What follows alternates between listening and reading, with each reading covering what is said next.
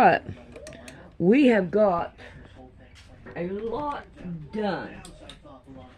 So now let's get right down to nitty gritty and try to get our sides on. And I want to work on this side first and then these sides.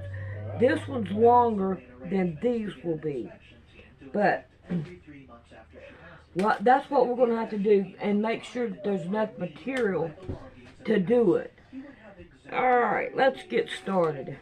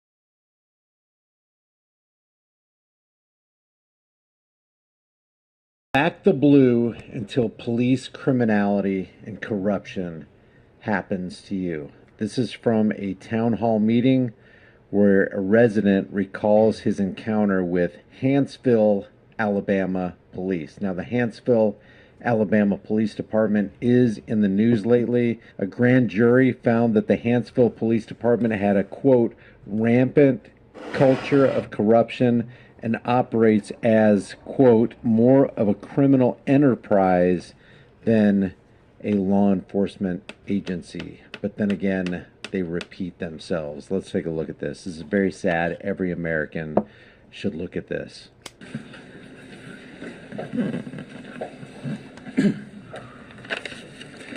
Good afternoon. Some of you already know who I am. My name is Brian Campbell. I've lived in Huntsville 62 years, and I was a victim of this police department. I will preface my remarks by saying, not one day, not 1 minute in my life have I ever been in any kind of trouble. Maybe a speeding ticket. On May the 20th, 2023, I was caring for my wife. Some of you know me. I've known some of you since you were children. I was caring for my wife with Alzheimer's and my disabled daughter. On that day, an incident happened at my residence. Huntsville was dispatched. 2 officers approached my home, and I didn't know why they were there. I inquired why they were there, did not get a response, so I proceeded to close the door to my house. Upon doing so, one of the officers took his foot, jammed it in the door, and forced his way into my home. Asked me to step outside. Upon which time, there were 2. One of them was very professional. I have told him countless times how I was so pleased with the way he behaved. The other one was the officer from hell. He's not currently on this force because during all this, I prevailed in a lawsuit that took over 1 year and $17,000 of my money to defend myself. Let me just say something real quick about the other officer. I don't care if you're professional, nice, smiling face. Professional tyranny is still tyranny. Nice tyranny and oppression is still tyranny and oppression. An officer who's going to stand by while another officer does what this man is about to describe was done to him is not a good officer. That officer hit me from behind, which I can't hardly still walk, with his knee, took me to the ground, and beat me mercifully. My attorneys have the photographs. Coleman Hospital has the records. I was handcuffed and roughed up really bad. Placed in a police vehicle. It was May, so it wasn't very hot. It was not running. No air conditioning on, but I began to hyperventilate.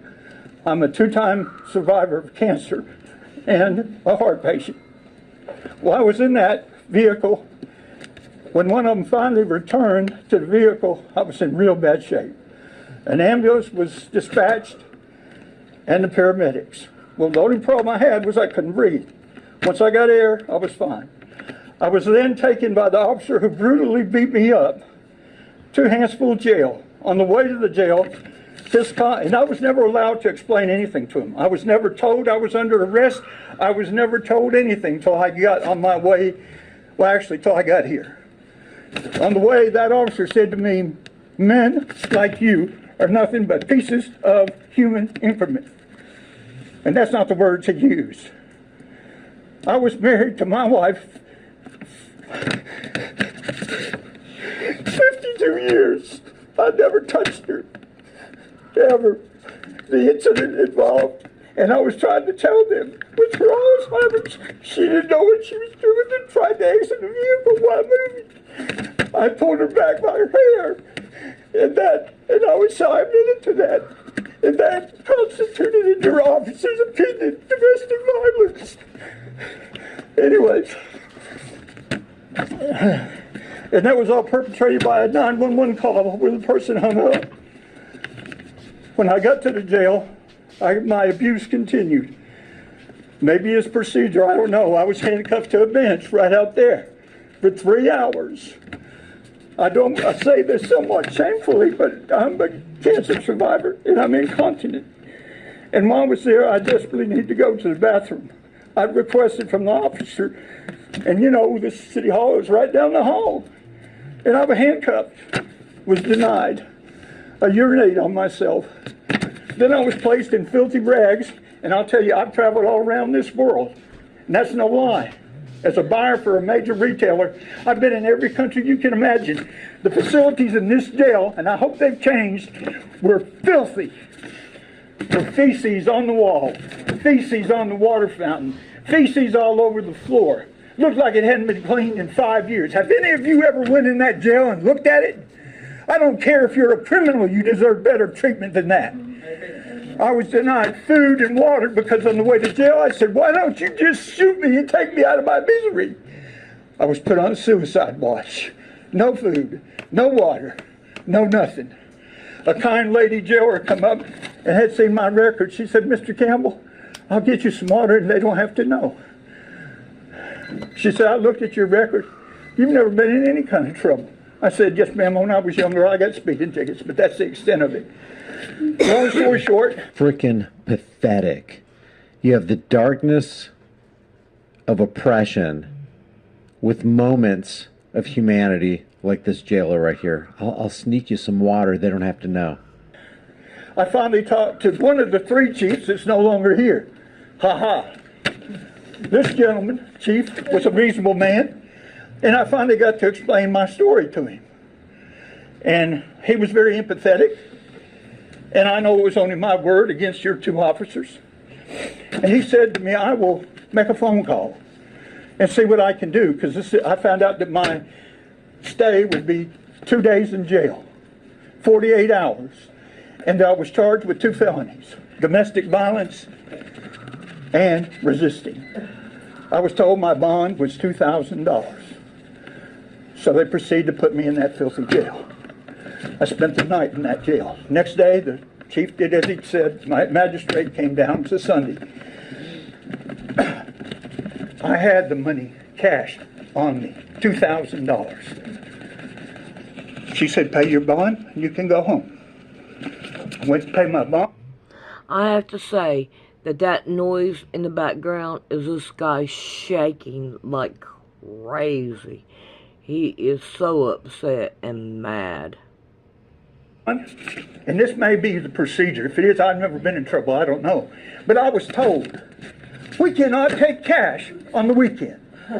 So that told me you can't even trust your own police department with cash. But if you use a credit card, we'll let you go home. Reached in, got my credit card. Oh, but by the way, do you council members know this? It's $200 more if you use your credit card. Oh. So I paid. I'm ready to go home. By the way, by this time I was not allowed a phone call. I was never told anything about my charges. I called my son. Some of you know him. He's an upstanding citizen, was once a manager of LP down here. He's now a private contractor. He said, Daddy, they're not going to let you go home. I said, what do you mean? They're not going to let me go home. He said, well, they told me that you're going to be transferred to Coleman Regional. I said, why? They have you under a suicide watch. You have to be evaluated. So Sunday evening, and believe me, I'm no harm to anybody, and was certainly no threat to those 2 policemen. Neither one of them could have taken me easily. I'm at Coleman Regional. I'm kept overnight. When the doctors saw my beat up body, they asked me, what could have possibly happened? And I told them. The only good thing that came out of that is the nicer of the 2 officers was the one who transported me. On the way to the hospital, I said, young man, tell me how you could possibly think that he could think that I was resisting. His exact words, and I'll never forget them. Because my wife and my wife was dying then. He said his perception was that you were resisting. I said, you were there. Long story short, it came time for discovery. I didn't know anything about discovery. Paid 2 attorneys. They said, here's what's going to happen. They got to present their evidence, and you can present your evidence.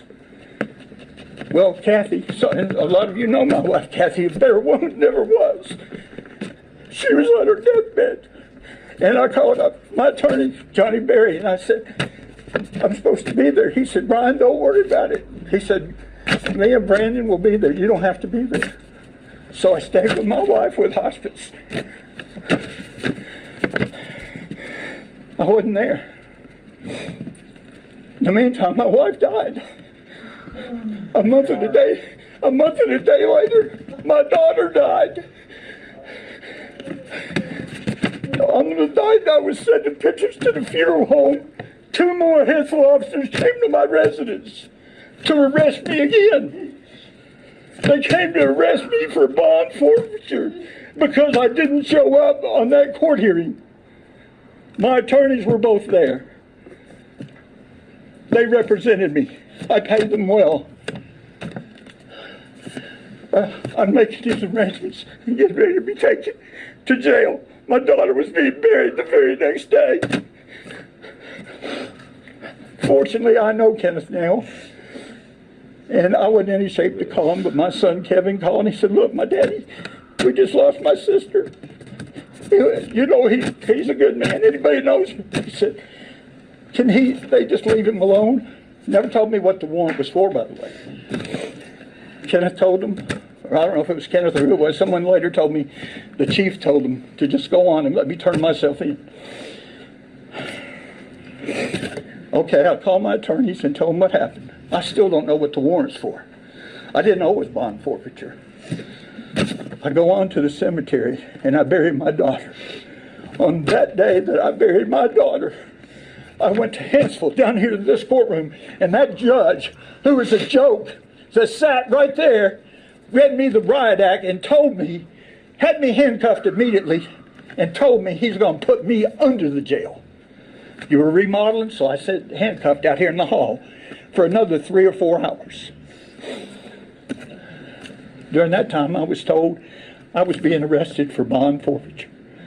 I said, what bond? They said, well, you didn't appear for the discovery. No argument from my part would be heard, because I'm just an average citizen, like all these people here. An innocent average citizen. I was transported to county. I sat in county the night of my...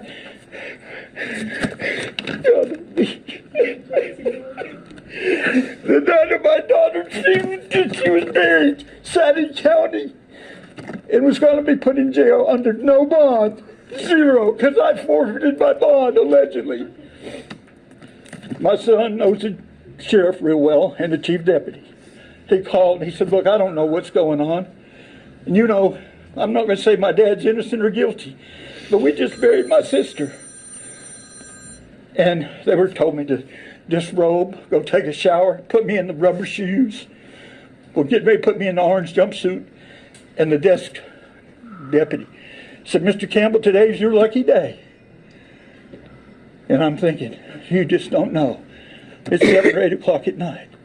I said, well, tell me. He said, you've been released, ROR. I think that's released on your own recognizance. And I was released. We come back in front of this same judge. It continues almost for an entire year at more financial expense. And I'll conclude what I have to say by your police, untrained, uninformed, and you, like the lady before me said, you're the accountable ones. I was a manager of a major retail company, top level, and the buck stopped at me. The decisions to make these people in the roles they're in fall on each of you. And I ask again, have any of you ever looked inside that jail? And if it's changed, I'm shocked. But anyways, what I have to say don't amount to much, but I got my day and I could say my piece. My son said, well, at least 100 people said, you ought to sue him. Well, in the first place, I'm not the kind of man that sues anybody. I've never done anybody wrong in my entire life. I'm a Christian and I believe in treating people Christ-like. Amen. Okay? And I didn't want a pound of flesh, but I never got so much as I'm sorry this happened to you. And Mr. Sawyer, I've known you a long time. Another incident happened, and I had you come to my residence. At that time, you brought the new chief with you on this other issue. I told you a little bit about this story. Your exact words to me in the conversation, what do you expect me to do? And my response was, so help me. If you got a Bible, I swear on it. I said, what I want you to do is clean up this town. Clean up this mess. I said, the people of this town deserve it. I'm just one individual. And nobody really cares what I have to say. Imagine if it happened to you, losing your child and your wife, and then being drugged through this crap, and then financial expense on top of that. You know what your response was to me? Do you remember, Jimmy? I remember exactly the way. Well, if I'm dying, if I'm lying, I'm dying. You looked at me and said, that's why this man right here is the new chief. He is going to clean it up. Shit. He cleaned it up, all right. Yeah, he did. And I would have never said another word about this. In fact, my son said, Daddy, don't sue him. You've been through too much. It's going to cost you money. It's going to cost you more hurt. I can barely walk as it is from the injury to my back from that officer. And I agreed with him after praying a lot on it. But when I saw this nonsense, I said, maybe my story's not good. And maybe they'll put me off as a fool like some other people that have stories. But I swear to God, every word I told you is the truth. One thing I left out. At that time, you had 8 police officers. Because the chief told me himself, you had 8. That day, while I was sitting in that squad car in my driveway, and there's a man in this room that can testify to the fact who's my neighbor. 5 squad cars showed up, 7 of your 8 officers, and you would have thought I was a murderer or a drug dealer. Fact. Then one of them told my neighbor in this room, who I don't know if he's going to speak or not, but that night before I buried my daughter, or the funeral, when they came with that warrant and they left, my good neighbor came over to check on me, see if I was okay. When he was walking through my yard, and if I'm misquoting you, sir, you know who you are? He said, one of them officers stopped me, or I asked him what's going on, and he said, ask the police. We're not through with Mr. Campbell yet. Is that professionalism? I say no. So I conclude my remarks. I love this town. I wouldn't have brought my family here and lived all this time if I didn't. And some of you lived here longer than I have. It's got to have an input to it. If it don't, it's just a continuation of the same thing. And it's happened too many times in my lifetime. And it got worse in the last 3 years. Anyways, I conclude my remarks. I appreciate your time. I hope this sinks in. Yes, I'm mad and angry and upset. Put yourself in my position. How would you feel? Very good. I don't know what has become of Mr. Campbell. I don't know if he has a GoFundMe. If he does, I'll try to find it. If I can't find it, if you guys can leave a comment below with a link to his, or give me some direction on where I can find his GoFundMe. We need to take care of this guy, because obviously the police and the town council aren't. You've got the cops, the courts, the judges, the corrections officer, the filthy facility. This isn't just Huntsville, Alabama. This is a widespread problem of law enforcement corruption. And, like I've said before on this channel, back in the 1970s, with the revelation by Frank Serpico that there was widespread corruption in the New York City Police Department, they conducted the Knapp Commission, which the Knapp Commission concluded, major widespread police criminality. 20 years later, they had the Mullen Commission, and the Mullen Commission determined the exact same thing 20 years after the Knapp Commission and said, hey, it is far worse than it was in the Knapp Commission. And if you've got the New York City Police Department, which is the biggest police department in the world, not just in America, but in the world, you've got widespread corruption everywhere. And getting back to blue until it happens to you, stop backing and supporting your oppressors. There is such a thing as Stockholm Syndrome, where you have this affinity, this attachment that goes out from the victim to the oppressor. Let's break that. Let's break that trauma-based chain by opening our eyes. Leave your thoughts about this. Share this video with everybody you know. Everybody needs to hear this man's story. And I'll bet a lot of you out there have a similar story about the police department in your neck of the woods. Leave your thoughts about this. Leave your comments. The engagement. This is a badged costume criminal news break for you from Sand Springs, Oklahoma. A Sand Springs police officer was arrested after allegedly using a credit card that was supposed to be in police custody. On December 23rd, 2024, officers responded to a deceased person found at an apartment complex near South Apple Creek Drive and West Wawika Road in Sand Springs. Officers collected safekeeping items that belonged to the victim while processing the scene. Now, during the investigation, it was determined that a credit card belonging to the victim had been charged multiple times following their death. And because they have great investigative skills, they realized that, hey, a dead person can't use a credit card. What's going on here? While investigating, police learned that someone within their department, maybe one of those few bad apples, may have been involved. After gathering enough evidence to verify their suspicions, Sand Springs police said the Oklahoma State Bureau of Investigation, or OSBI, was brought in within 14 hours to take over the investigation. Investigators tracked down where the charges had been linked and identified the suspect as Theodore Ted Cook, who's a Sand Springs police officer. I know you got to sit down for this because you are shocked.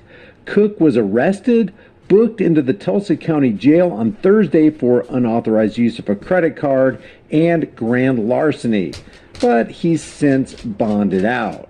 Cook is on unpaid leave until the district attorney decides whether or not to file charges. Police said Cook will be fired if the charges are approved. Sand Springs Police Deputy Chief Todd Ensbrenner shared the following statement. Today is a dark and sad day in the Sand Springs Police Department. One of our own was arrested for crimes that absolutely damage the trust we share with our community. Our officers are devastated and feel betrayed, but will continue to serve the citizens with their head held high. They are dedicated men and women and care deeply about their calling. While some will try and tarnish the years and years of honorable service to this community because of the actions of one, we will not let that deter us from continuing to serve our citizens with honor, fairness, and justice, keeping with the oath we all took. I can't recall any officers ever being arrested while working here in over 40 years. But they have committed their share of police criminality, haven't they, Todd? This has been a Badged Clown reality check. There will be more to come in the future, you can be sure. Reporting from Sand Springs, Oklahoma, this has been Brian Young, and this is the Here's the Deal channel.